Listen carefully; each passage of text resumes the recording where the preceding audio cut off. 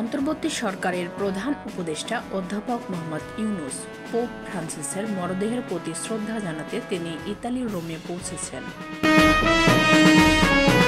দেশে শীঘ্রই স্থলভিত্তিক LNG terminal স্থাপন বলে মন্তব্য করেছেন প্রেস সচিব। সক্ষমতা যাচাইয়ে আগে স্থানীয় সরকার নির্বাচনের দাবি জামাত আমিরের। শহীদি সমাবেশ থেকে আওয়ামী লীগের বিচার ও নিষিদ্ধ সহ 4 দাবি। চিত্রনায়ক ইলিয়াস কাঞ্চনের নেতৃত্বে নতুন দল জনতা পার্টি বাংলাদেশ এর আত্মপ্রকাশ।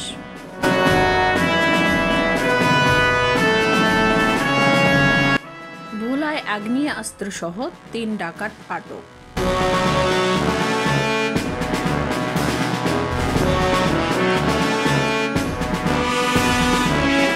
5 দিনের রিমান্ডে পারভেজ হত্যা মামলার প্রধান আসামি। হবিগঞ্জে 7 সকালে ঘর দখলে 2 ঘন্টা সংঘর্ষ, আহত 50। পাবনায় চর দখলে সংঘর্ষ, গুলিবিদ্ধ 5।